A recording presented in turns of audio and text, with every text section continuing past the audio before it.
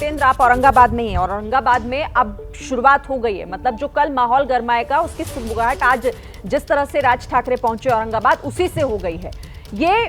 राज ठाकरे कल क्या कहते हैं ये तो हम देखेंगे, उसका इंतजार करेंगे कि क्या बयान देते हैं वो। लेकिन किस तरह से ये महाराष्ट्र की सियासत में लगातार एक के बाद एक हिंदुत्व के चेहरे को लेकर जो होती जा रही है कि किस तरह से राज ठाकरे कोशिश कर रहे हैं, पहले मराठी मानुष और अब वो कोशिश ये कर रहे हैं कि हिंदुत्व का एक चेहरा बनकर उभरे महाराष्ट्र में।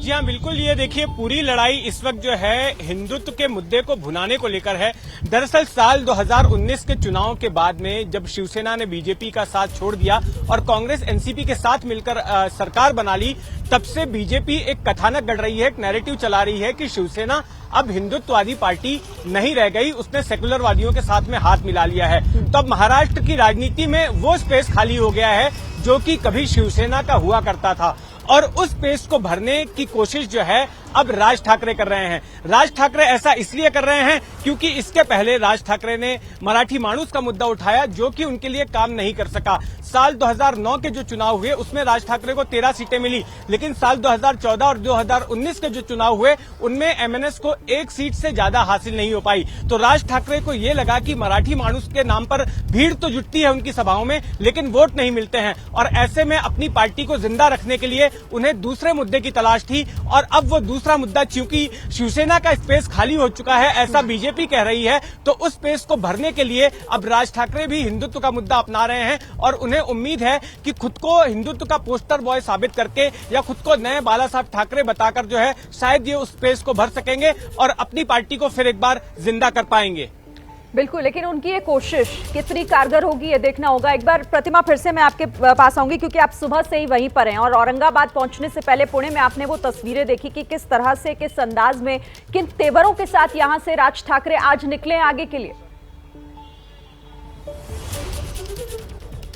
बिल्कुल, वो तामझाम सभी ने देखा शिरीन, वो तस्वीरें सभी ने देखी किस तरीके से राज ठाकरे मुंबई से पुणे पहुंचे और उसके बाद करीब करीब बताया जा रहा है कि 100 पंडित मौजूद थे इस कार्यक्रम में जहां पर उनका राजतिलक किया गया। उनके समर्थक जो है वो इनको हिंदू जननायक के तौर पर उनका स्वागत किया जा रहा था। कोशिश की जा रही थी ये स्थापित करने की, स्टैब्लिश करने की कि उनसे बड़ा कोई हिंदुत्व की राजनीति का चेहरा नहीं है, कोई पोस्टर बॉय नहीं है। और उसी पूरे काफिले के साथ वो तस्वीरें जो रौनक हमारे सहयोगी लगातार हम तक पहुंचा रहे हैं वो भी हम देख रहे हैं कि कैसे एक पूरा काफिला राज ठाकरे और उनके समर्थकों का औरंगाबाद की ओर निकला, जिसके लिए पहले अनुमति का इंतजार हो रहा था कि औरंगाबाद की रैली की अनुमति मिलेगी भी या नहीं, क्योंकि 3 मई के अल्टीमेटम के बाद ये लग रहा था कहीं माहौल ना बिगड़ जाए जिस तरीके से अल्टीमेटम उन्होंने महाराष्ट्र सरकार को दिया था। लेकिन दिलचस्प यही है, जैसा कि जितेंद्र दीक्षित हमारे सहयोगी कह रहे थे शिरीन, कि एक तरीके से बीजेपी ने जो ये पूरा अजान और लाउडस्पीकर का जो मामला है उसमें शिवसेना के पाले में गेंद डाल दी है कि वो कहीं ना कहीं जो बॉल हमने फेंकी है उस पर खेल कर दिखाए, ये बताए कि वो हिंदुत्व की राजनीति अभी भी करती है नहीं, हिंदुओं की बात अभी भी करती है नहीं।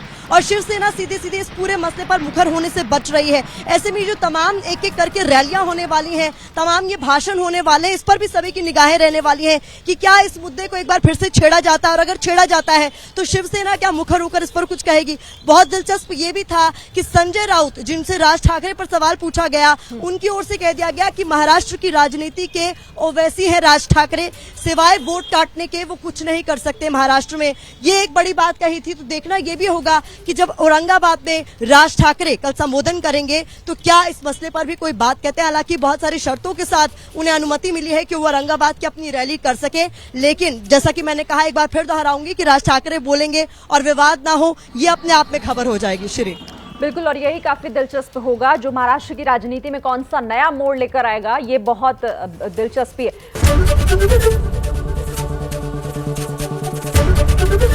एबीपी न्यूज आपको रखे आगे।